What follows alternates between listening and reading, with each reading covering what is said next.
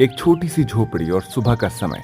16 साल की कंचन पुराने लेकिन साफ कपड़े पहनकर स्कूल की किताबें संभाल रही है।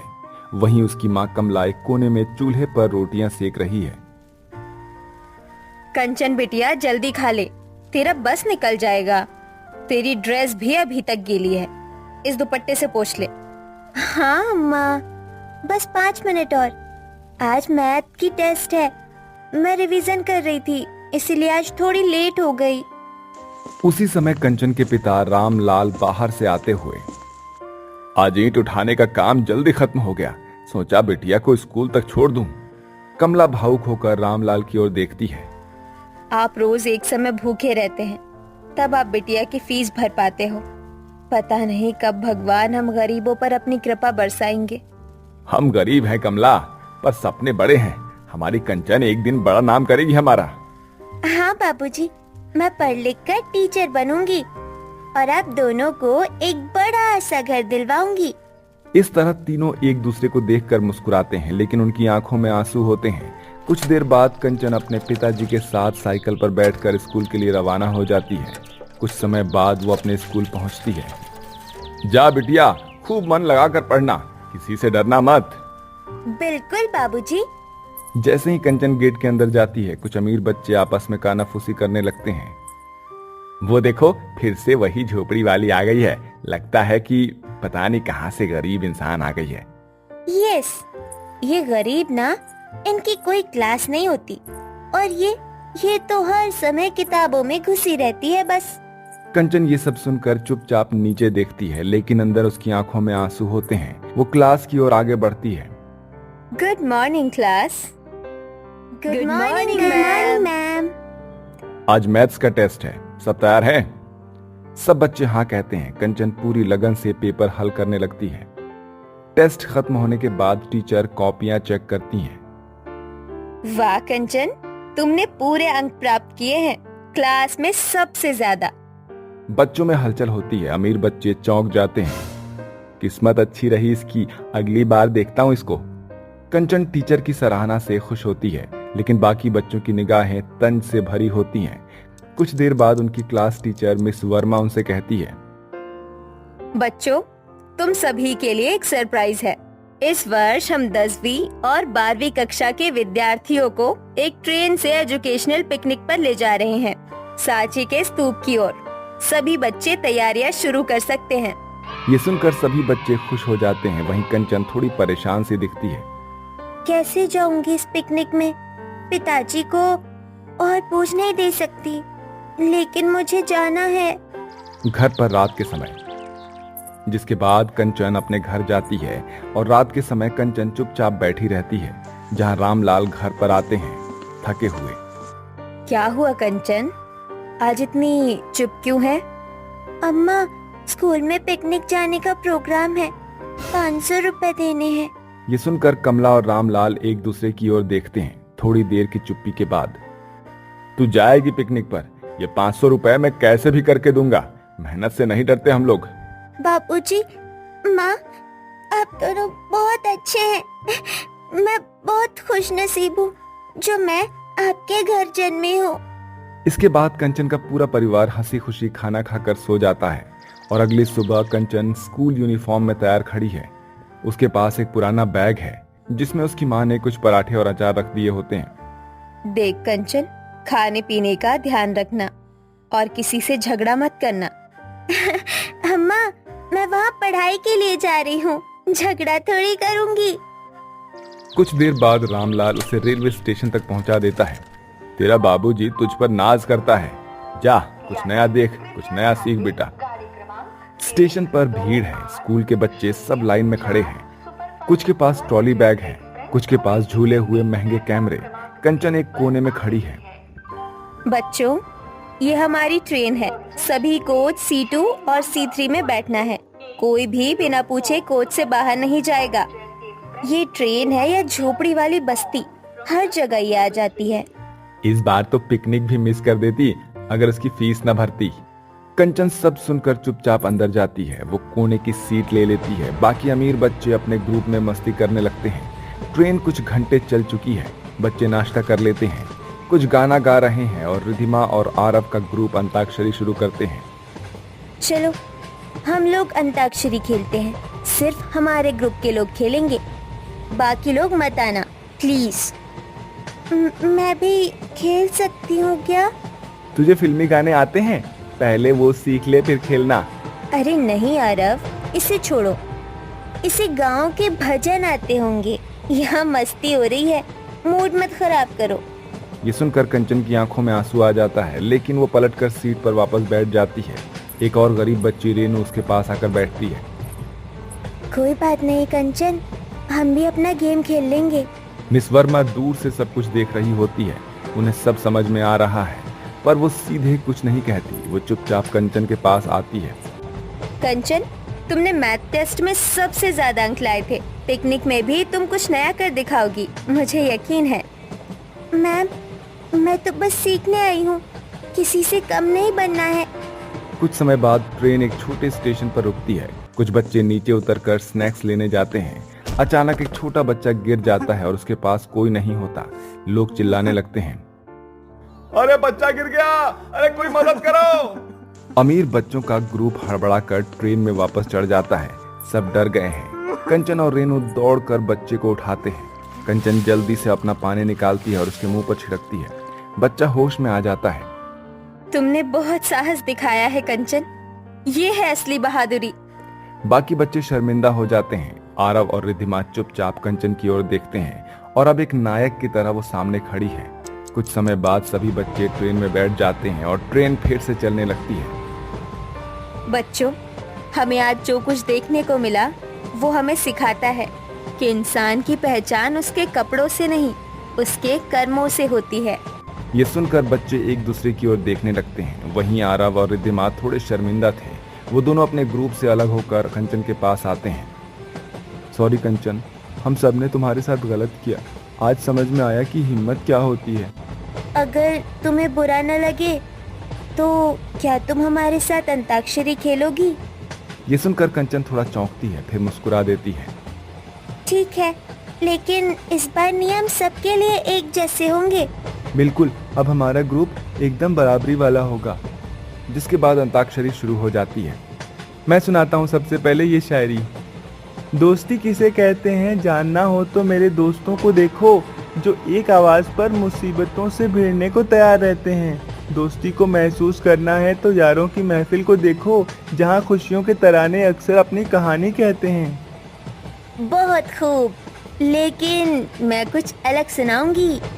तुझ पे खुद से ज्यादा यार की चलती है, इश्क है ये तेरा या तेरी गलती है।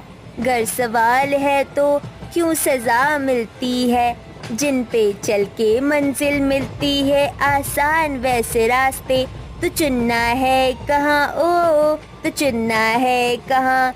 मस्ती है दुनिया कसले फिक्रे ताने, उंगली पे आखिर गिनता भी तू है कहाँ। मर्जी तेरी जी भर ले आ, वे कम ले आ मेरे नादान दिल। बहुत बढ़िया, तुम दोनों ने बहुत अच्छा सुनाया। अब तुम भी कुछ सुनाओ। ठीक है, तो ये सुनो।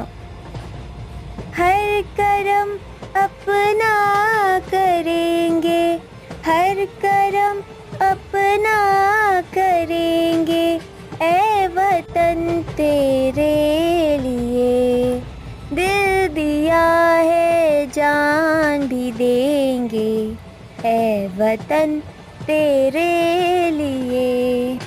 सभी बच्चे धीरे धीरे कंचन की आवाज के साथ गाने लगते हैं। वहीं टीचर और सहायक स्टाफ भी तालियां बजाते हैं। कंचन, तुम सिर्फ इस स्कूल की नहीं, इस समाज की प्रेरणा बन चुकी हो। Thank you ma'am.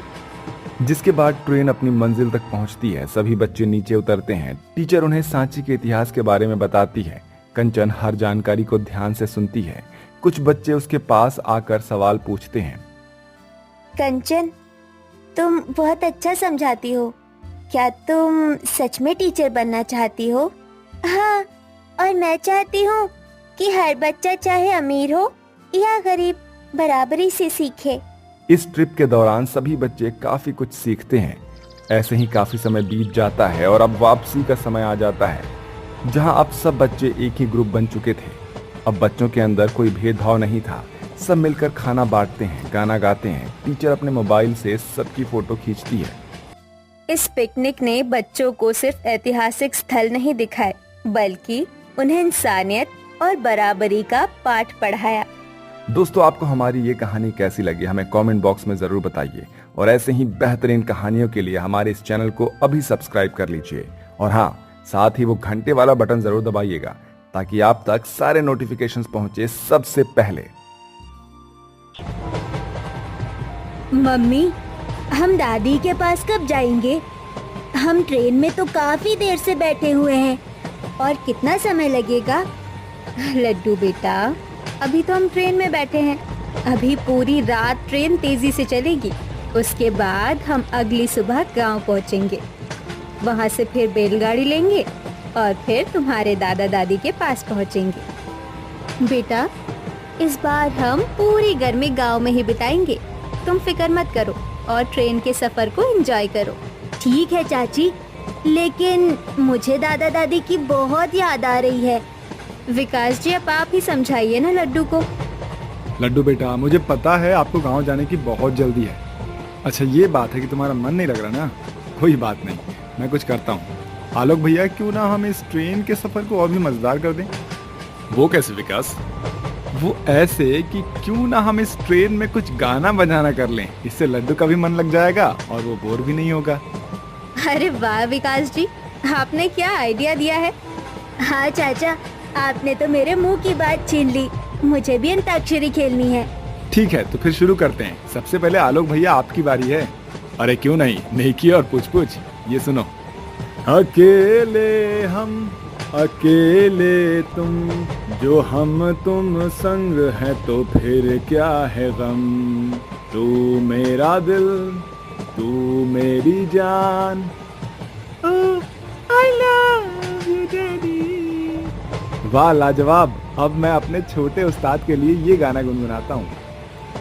हर गम उठा लूं तन्हा अकेला, तेरे लिए है खुशियों का मेला। सारा संसार दूं, जीवन भी वार दूं, जितना कहे तू उतना मैं प्यार दूं। जितना कहे तू उतना मैं प्यार दूं। ये तेरा मुखड़ा ही मुझको भाता है, ये तेरा मुखड़ा ही मुझको भाता है। देख के तुझको दिल को मेरे चैन आता है, देख के तुझको दिल को मेरे चैन आता है। वाह चाचू, लव यू। थैंक यू बेटा।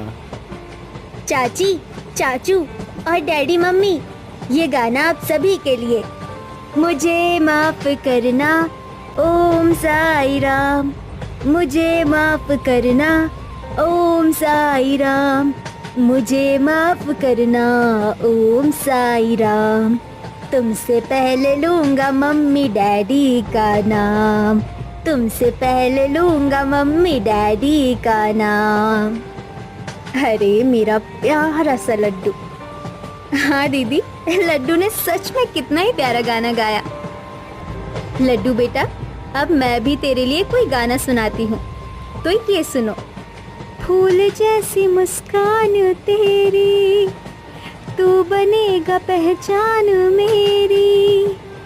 फूल जैसी मुस्कान तेरी, तू बनेगा पहचान मेरी। अंबर के तारों को धरती पे लाना है, राजा इस दुनिया का बन के दिखाना है।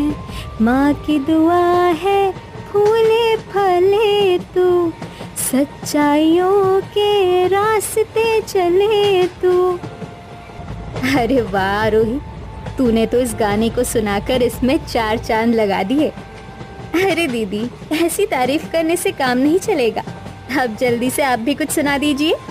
अरे नहीं नहीं, मुझे कुछ नहीं आता। अरे तमन्ना, कुछ तो सुनाओ। तुम्हें मेरे लिए थोड़ी ना सुनाना है, बल्कि तुम्हें तो अपने बेटे के लिए सुनाना है। अरे कोई तो राग गुनगुना दो।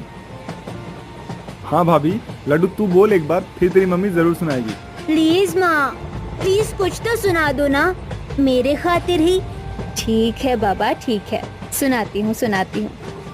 मेरा कान्हा श्याम सलोना, खोया रे कहाँ, खोया रे कहाँ।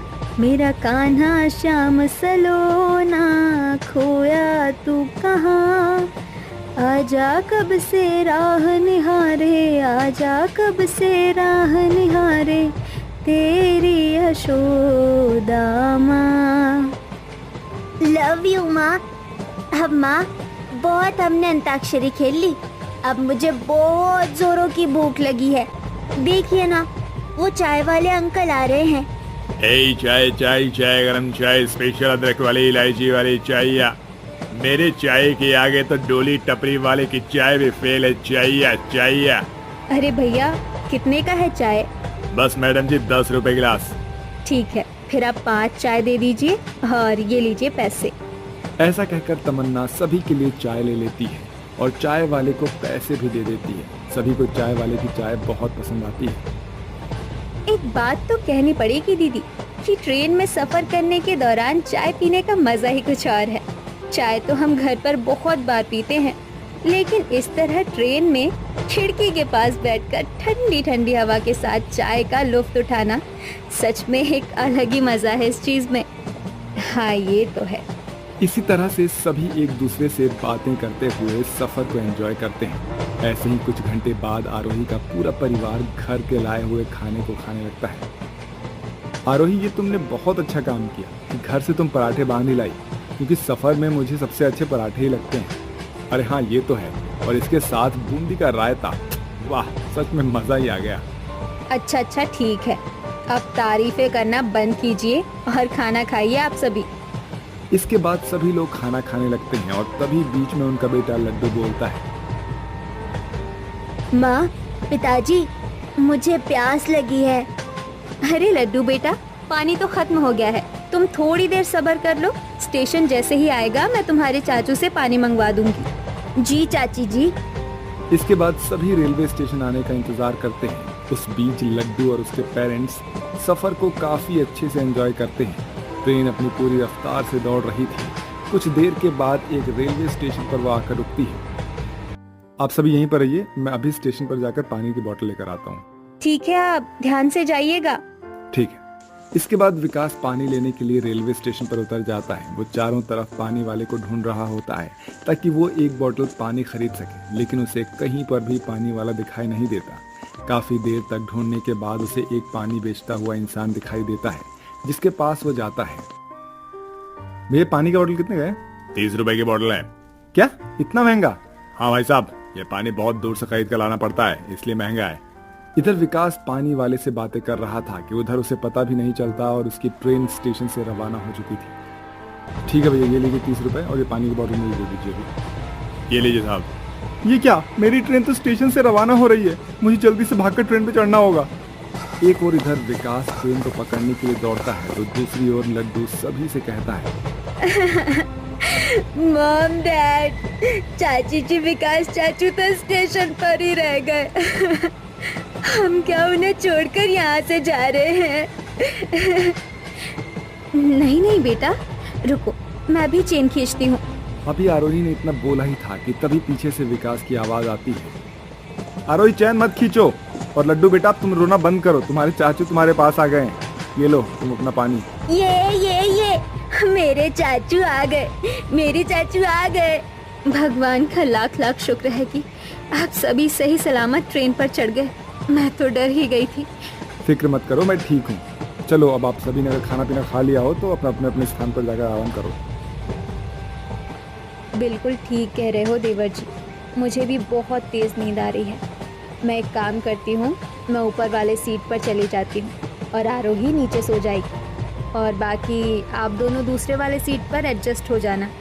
और लड्डू बेटा, तुम देख लो, चाची के पास सोओगे या फिर मेरे पास? मैं तो चाची जी के पास सोऊंगा, आप ऊपर सो जाओ। ठीक है, जैसा तुम कहो। इसके बाद सभी अपने अपने स्थान पर जाकर सो जाते हैं। ऐसे ही पूरी रात ट्रेन अपनी पूरी रफ्तार के साथ पटरी पर दौड़ रही थी। अगली सुबह के साथ लड्डू का पूरा परिवार उनके गांव के रेलवे स्टेशन पर उतर जाता है। वाओ, कितना ब्यूटीफुल है। यहाँ तो चारों तरफ चिड़ियों की भी आवाज आ रही है। अब जल्दी से दादा दादी के पास चलो आप सभी। चलो ठीक है, अब जल्दी से जाकर बैलगाड़ी में बैठ जाओ, हम गांव उसी से जाएंगे। आलोक के इस तरह कहने पर सभी लोग बैलगाड़ी में जाकर बैठ जाते हैं। बैलगाड़ी गांव की सड़क पर चलने लगती है। कुछ घंटों बाद वो सभी अपने गांव पहुंच जाते हैं, जहां लड्डू के दादा दादी पहले से ही उनका इंतजार कर रहे थे। अरे दादाजी, दादी जी, नमस्ते। नमस्ते मेरे लड्डू बेटा, नमस्ते। कैसा है बच्चा? अरे लड्डू, तू कितना बड़ा हो गया है। अब दादी मैं बड़ा तो होऊंगा ना, मैं कॉम्प्लान जो रोज पीता हूँ। लड्डू की इस बात को सुनकर वहां खड़े सभी लोग हंसने लगते हैं। इसके बाद सभी घर के अंदर जाते हैं और आराम से नाश्ता करते हैं। अगली सुबह भोला और लड्डू बगीचे में घूमने जाते हैं। दादी जी, मुझे इन गर्मियों का बेसब्री से इंतजार होता है कि मैं आपके पास आ सकूं। मुझे भी बेटा, मेरी आंखें तरस जाती है तुझे देखने के लिए। इसी तरह दादा पोते उस बगीचे में बातें कर रहे होते हैं। भोला को अपने बचपन के दिन अपने पोते में दिखाई देता है। वो दोनों एक साथ पूरा गांव घूमते हैं और गर्मी का लुत्फ उठाते हैं। दोस्तों, अगर आपको हमारी ये कहानी अच्छी लगी हो तो हमारे इस चैनल को सब्सक्राइब जरूर कीजिए। मिलते हैं बहुत जल्द फिर से एक नई कहानी के साथ।